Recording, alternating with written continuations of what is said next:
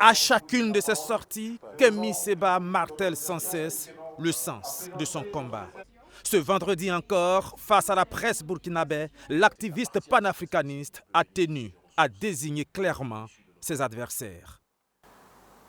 Je hais la France-Afrique, mais je ne déteste pas la France.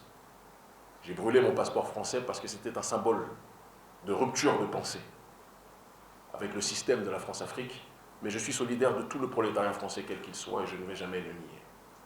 Le prolétariat, comme disait Thomas Sankara, le prolétariat de France et le prolétariat d'Afrique ne sont pas ennemis, leurs ennemis communs, c'est l'oligarchie.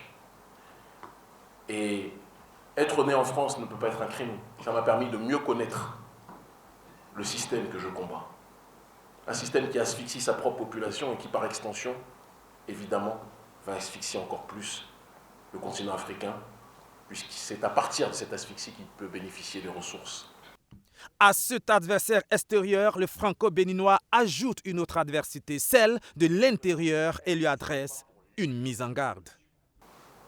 L'ennemi est à l'extérieur, et nous le rappelons et nous ne l'oublierons pas. L'ennemi est aussi à l'intérieur. Notre peuple a trop souffert pendant des siècles pour accepter qu'au moment de sa libération, on puisse faire de la demi-mesure par rapport à des gens qui sont prêts à brader le principe de l'autodétermination. Et je dis et je répète que le XXIe siècle sera le siècle des masses, pas le siècle de cette pseudo-intelligentsia cancérigène, de cette élite malade qui est tellement façonnée intellectuellement par la matrice éducative d'Occident. Le XXIe siècle est le siècle de la souveraineté, et ceux qui s'opposent à cette souveraineté-là sont des gens parmi les nôtres qui devront être combattus. Pour ceux qui l'accusent de prêcher une souveraineté africaine de pacotille qui se met sous le boisseau russe, Kémi Séba a donné cette réponse. La Russie ne pourra jamais être le messie de l'Afrique. La Russie est un contrepoids, et je suis content quand l'Occident a une guerre interethnique avec ses frères caucasiens de l'Est. Ça m'arrange. C'est eux qui nous ont appris de diviser pour régner. L'Africain peut aussi retenir les leçons.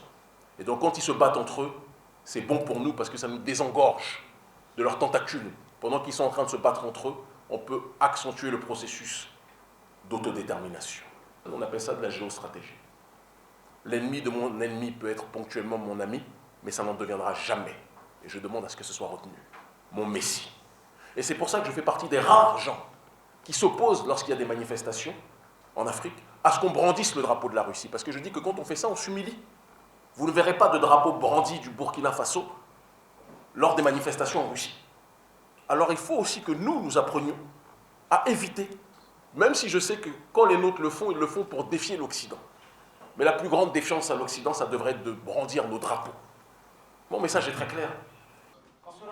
Kémi Séba est arrivé au Burkina Faso il y a 48 heures pour montrer sa solidarité, dit-il, avec le peuple burkinabé dans son combat contre le terrorisme et l'impérialisme. Il a rencontré le chef de l'État ce vendredi.